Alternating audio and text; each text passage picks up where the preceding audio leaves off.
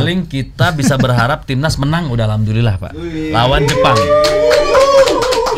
Kita bisa berharap timnas meraih poin minimal hasil seri 1 poin melawan Jepang. Alhamdulillah. Nah, itu yang kita harapkan. Apa yang membuat kita yakin timnas kita bisa menahan Jepang dengan pemain kaliber Eropa, apalagi di situ ada favorit saya Wataru Endo. Oke. Kapten Tsubasa, Sugiono, gitu kan? Yang Kubo udah berat dah. Iya. Melawan pemain tengah Indonesia yang Tom Haye yang udah berusia. Iya, Tom Lembong. Nathan Chaon yang kadang mainnya juga kayak kasar kusruk nggak jelas gitu, gitu kan. Apalagi si Verdong. Pemain Indonesia tuh siapa? Arhan. Bukan, yang tengah. Rizky Ridho. Yang tengah, pemain tengah. Siapa? Tengahnya. Sebenarnya Bang Maruf. Ya, nggak tahu saya. Siapa? Kambuaya. Bukan buaya itu yang muda itu loh, yang main di Eropa. Pitan. Bukan. Marcelino Ferdinand. Saya nunggu pengamat soalnya. Kalau saya udah biasa kan. Kira-kira ini saya Liverpool, arahnya ke Liverpool. Jadi saya tungguin dulu. Mampu nggak menghadapi Wataru Endo, Kubo dan yang paling berbahaya siapa sih di Jepang itu? Itu ada pemain yang dari Spanyol tuh, yang pemain Liga Spanyol siapa namanya? Enggak, bukan yang pernah jersey merah itu siapa? Yang mana? Yang tim yang main di Liverpool siapa? Wataru Endo. Oh, Wataru Endo. Terus kan ada yang mantannya juga kan? Yeah. Oh, itu. Siapa tuh lagi tuh? Siapa tuh? Minimoto. Ajinomoto. Bukan. Minamino. Nah, Minamino sama satu pemain Levante tuh main mana gitu ya? Yang di Liga Spanyol. Yeah. Nah, kekuatan pemain kita nih bagaimana menghadapi Jepang yang luar biasa itu? Gimana Bung Fadli? Silakan Bung Fadli. Kalau saya kan udah biasa jawab. Bung Fadli sekarang sebagai host yang pengamat juga. Tadi soal sempat viral juga kan? Pengamat juga. Kalau soal judi Bung Maruf boleh melipir, boleh mikir. Yang ini tetap di sini ya. Ya, ini pertandingan yang bisa dikatakan banyak orang ditunggu, termasuk penasaran lah ya apa yang kemudian bisa dilakukan. Tapi kan kalau kita bicara secara simpelnya kan ya, kalau bola sebelum mulai ya semua pasti ada harapan kan. Tinggal bagaimana taktik dan kesiapan. Tidak bisa diprediksi mungkin prediksi di atas kertas, prediksi dari sisi head to head, tapi kemudian realitas di lapangan kan pasti situasinya akan menjadi berbeda karena pelatih kan juga melakukan persiapan, pemain juga melakukan persiapan.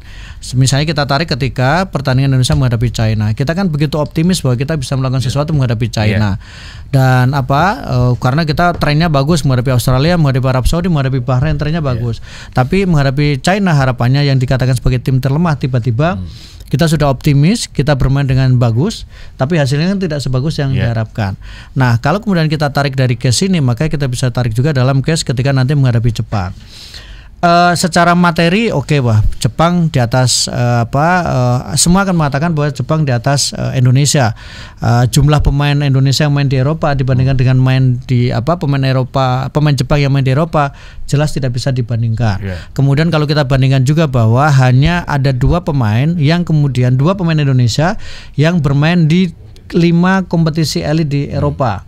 Itu pun satu lagi mereka hanya bermain di level juniornya di Wolverhampton ya. Sementara kalau kita bandingkan Jepang itu hampir 20 dari pemain yang dipanggil 22 diantaranya mereka main semuanya di Eropa, termasuk ada beberapa yang mereka main di top level, bahkan ada 7 pemain yang mereka bermain di Liga Inggris, termasuk tadi yang disebutkan alumni dari tim merah yang masih ditunggu progresnya di hari ini ya.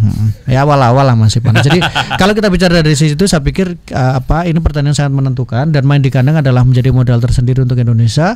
Jadi harapannya tentu bisa mendapatkan hasil yang terbaik. Oke, jadi kesimpulannya head to head squad yang kita miliki meskipun sama ya, ada relatif banyak yang bermain kita di Eropa masih tetap belum selevel dengan Jepang. Mungkin dari sisi jam terbang mainnya, kemudian kualitas liganya. Kita juga kan bisa menarik dalam pertandingan ketika menghadapi Australia. Kan sama-sama rasa Eropa. Tapi kan ketika bertemu kita lihat bagaimana kita memang mungkin itu bagian dari pendekatan yang dilakukan oleh Sintayong untuk kemudian lebih memilih cara bertahan, menunggu Australia menekan, membiarkan Australia menguasai bola, tapi kemudian melakukan counter. Dan hasilnya kan kita bisa mendapatkan hasil yang minimal bisa mendapatkan poin. Menghadapi Arab Saudi kan juga sama. Pendekatan yang diambil juga tidak pendekatan yang kemudian tim ini menjadi superior, tapi menunggu Arab Saudi mereka melakukan serangan, masuk ke daerah pertahanan dan melakukan counter. Jadi artinya bahwa kalau kita lihat dari sisi ini pemain itu tidak kemudian melulu menjadi penentu utama, memang bisa menjadi penentu, tapi kemudian bagaimana taktik dan pendekatan itu juga akan menjadi sangat penting. Ini kita bandingkan menghadapi China. China kan kita yakin bahwa kita bisa mendapatkan poin, ada optimisme, dan kita merasa bahwa levelnya mungkin tidak terlalu jauh dibandingkan dengan Indonesia. Jadi pendekatan yang diambil adalah dengan pendekatan terbuka. Kita menguasai bola, kita menyerang lebih banyak, kita menciptakan peluang, tapi begitu China melakukan counter, ternyata kita juga kebobolan dan kemudian kita kalahkan. Jadi pendekatan itu penting dari sisi taktik untuk menghadapi tim selevel Jepang, kemudian juga tidak melakukan kesalahan. Jadi ketika sebelum pertandingan dimulai kita harus mengatakan bahwa head to head boleh kalah, kemampuan pemain atau kemudian kualitas pemain mungkin tidak sebagus pemain Jepang, tapi kalau kemudian pendekatannya betul secara taktik, kemudian pemain tidak melakukan kesalahan, kita tentu boleh berharap dong bahwa kita bisa mendapatkan poin. Main aman ya kita ya. Ya, ngomong-ngomong soal pendekatan nih, kita bisa main terbuka atau kita nahan.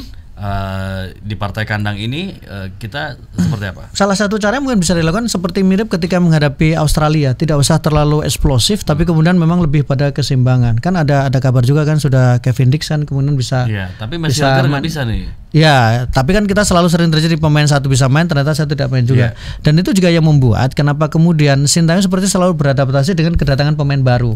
Nah itu juga menjadi catatan karena setiap lawan yang dihadapi selalu ada tambahan pemain baru tuh. Lawan Jepang, lawan China ada tambahan pemain baru. Lawan Bahrain ada tambahan pemain baru. Lawan Australia ada tambahan pemain baru, dan itu oleh Sintayong langsung ditempatkan sebagai starter. Artinya bahwa satu sisi itu bagus karena Sintayong percaya dengan pemain yang direkrut dia langsung bisa fit dengan strategi yang diharapkan. Tapi satu sisi jangan dilupakan juga kadang butuh adaptasi juga bahwa faktor komunikasi, faktor kebiasaan itu juga sangat penting. Pemain yang baru bergabung tentu tidak sepenuhnya kemudian paham bagaimana kebiasaan secara taktikly pemain-pemain kita secara keseluruhan, termasuk juga paham bagaimana pemain untuk Indonesia. Pemain yang baru kemarin Kevin Prince Boateng jadi Kevin Prince Boateng itu main di mana sekarang ya? Kevin Kuranyi, Pak.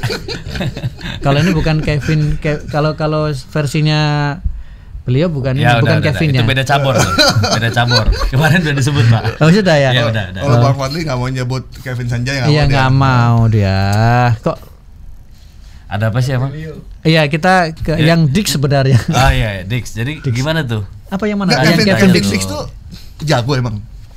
Ya bagus lah. Kita nggak begitu paham nih. Kita tanya sama ahli. Fadli ya, gimana Fadli? Kemarin kan sudah dibahas Fadli.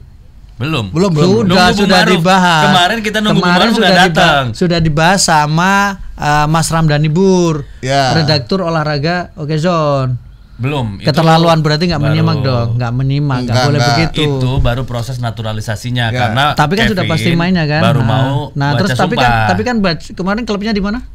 Harus diingat dong, masa biar ini juga benar-benar disimak. Jangan host nggak nyimak. Persatuan Sepak Bola Cengkareng. Jakarta Utara. Persitara. Akan sejago apa sih Kevin Dix dan kira-kira akan seperti apa nanti di timnas? Kenapa kok yang dinaturalisasi pemain belakang lagi? Bapak kayak anggota DPR gitu. Nanyanya begitu. Iya kan? Kan kita butuhnya pemain depan sama pemain tengah. Yang tahu kebutuhan kan tentu pelatih, itu satu. Jadi kita harus bicara bahwa kebutuhan untuk seorang pemain itu adalah pelatih. Dan yang mempertanggungjawabkan dari apa yang diputuskan itu adalah pelatih. Itu yang menjadi mention utama. Jadi kalau kita kemudian bicara soal kenapa belakang, bisa jadi memang stok yang banyak dimiliki itu adalah belakang. Tapi kan meskipun dia pemain belakang, kadang dia juga tidak belakang murni. Misalnya ketika dia menjadi fullback atau kemudian back kanan atau back kiri, dia bisa didorong ke depan juga untuk menjadi gelandang atau kemudian menjadi sayap kan. Atau kemudian ketika dia posisi awal sebagai center back, dia juga bisa ditempatkan sebagai gelandang bertahan. Nah, komposisi ini yang coba diatur oleh Sintayong. Mungkin Sintayong belum menemukan pemain depan yang sesuai dengan harapannya secara kualitas. Itu juga satu. Yang kedua, mungkin dia cukup percaya dengan pemain-pemain depan yang sudah ada, ditambah jadi lagi pemain depan yang hasil dari kompetisi domestik. Karena tetap harus, menurut saya, pemain-pemain dari kompetisi domestik juga diberikan kesempatan dan ruang. Tidak selalu menjadi starter, tapi minimal tetap diberikan kesempatan menjadi bagian dari timnas Indonesia. Ini bukan dikotomi, tapi tetap bagaimana caranya pemain-pemain yang mereka main di kompetisi domestik. Istri dua ya? Sebentar. Itu poligami. Lanjut. Dikotomi itu. Besok saya nggak datang deh. Nyambungnya susah saya. Dikotomi itu adanya pengkotak-kotakan lah gitu ya kira-kira ya. Wong dia satu aja belum dapat ngomong dikotomi coba. Susah kan? Satu aja masih on off. Sintayong kan kemarin memanggil dua pemain dari Papua ya, Yance Sayuri dan Siapa lagi satu lagi? Bukan yang baru kan, itu kan Yance juga sudah pernah. Cuman dua-duanya dipanggil. Dan sejauh ini Yance selama main di timnas mainnya bagus sih sebenarnya. Iya, jadi gini Kak, jadi gini soal paling benar nggak. Jadi kita bicara taktik, kita bicara permainan, kita bicara taktik, bicara pendekatan. Jadi biasanya pemain yang bagus di satu pertandingan belum tentu dia kemudian firm dengan satu pertandingan yang lain. Jadi pendekatannya berbeda. Mau yang diambil seperti apa? Sama misalnya ketika kita melihat bahwa tim ini kok cenderung bertahan dan melakukan serangan, mungkin lebih nyaman dengan cara seperti itu dan lebih mapan dengan kemampuan pemain kita yang banyak pemain belakang tadi, atau bukan pemain belakang, taruhlah pemain yang punya kemampuan bertahan bagus, maka pendekatan yang paling mungkin adalah dengan cara melakukan serangan balik. Nah, hanya yang memang menjadi catatan ketika sebuah tim dia memutuskan untuk melakukan serangan balik, maka dia harus punya killer punch yang bagus. Tidak butuh banyak peluang, tapi kemudian bisa dikonversi menjadi gol. Ketika ada peluang one shot one goal, itu seperti penyerang legendaris yang pernah bermain di tim biru yang kemudian membawa juara tim London menjadi juara Liga Inggris. 2014 sudah merasakan semua gelar di dunia, tinggal gelar di akhirat yang belum. Supaya dunia akhirat gitu ya. Supaya dunia akhirat. Nah, gimana European League sudah, Champion sudah, Piala FA sudah, Piala Liga sudah, Piala Liga Inggris sudah, Piala Dunia antar klub sudah. Mau apa lagi yang dicari ini? Jadi kita gitu kan. Jadi lebih pada bagaimana cara pendekatannya. Yance Sayuris dalam satu taktik bagus, tapi apakah itu kemudian sesuai dengan nanti di pertandingan berikutnya akan sesuai dengan yang diinginkan oleh Sintayong dengan pendekatan yang berbeda. Semakin pelatih punya banyak varian untuk secara taktik, itu semakin bagus untuk sebuah tim. Jadi ketika ganti pemain itu bukan melulu soal bahwa ini gonta-ganti, bukan.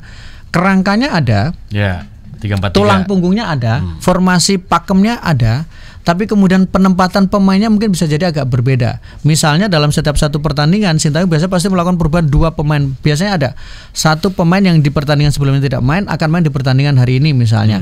Selalu ada 2 perubahan. Dan itu biasanya terkait biasanya antara itu Witan Sulaiman, kadang ya kalau di lokalnya seperti itu Witan Sulaiman, atau kemudian Arhan, atau kemudian tiba-tiba ada penambahan Marcelino Ferdinand yang masuk, atau kemudian tiba-tiba Egy ketika Egy masih bermain. Itu kan lebih pada pendekatan taktik dan tetap memberikan porsi kepada pemain yang bermain di kompetisi domestik merasakan persaingan dan kemudian menjadi bagian dari timnas Indonesia. Satu pertanyaan terakhir. Asik mau closing ini ternyata. Jam 10 lewat ini. Bagaimana overtime? Bagaimana kans pelatih baru MU Jajang Nurjaman dalam racik? Bukan. Rahmat Darmawan, Pak. Tapi gini, ini mumpung pancingan nih, mumpung Inggris. Saya tuh curiga Liverpool itu kan pelatihnya siapa kalau kita nyebutnya? Arne Slot. Nah, nyebutnya siapa kalau ternyata sama. Ternyata ini tadi promotor nih, Pak, kan? Barusan Pak di grup tuh dikirim, Pak. Pada protes kan? Tuh, dikirim. Tuh. Situs yang tadi dibuka. Satu-satunya slot ini kan nama pelatihnya nih. Satu-satunya slot yang bukan judi ya Arne Slot itu. Makanya itu, jangan-jangan Liverpool sekarang di atas karena Badar. Begitu. Arne Slot. La la la la la la. Ini ada komen nih dari Pak Levi di Bekasi. Masa nggak berani bukan saya kan? Keren nih pengamat bolanya. Tapi bukan berarti lagi kan. Tapi tanya nih Bu Maruf, nanti kalau sudah jadi pejabat masih siaran bola nggak? Ya, terima kasih untuk hari ini kesempatannya teman-teman. Oke, Zoner sudah diberikan kesempatan untuk menjadi bagian dari ini. Pertanyaan dari para pecinta bola di seluruh Indonesia. Dia akan kehilangan Maruf. Produser, apakah sudah close produser? Tolong. Soalnya analisanya Bung Maruf itu sangat bernas tuh kalau timnas main. Ini kok kayak media ya. Media nyaman dulu, media bernas ya.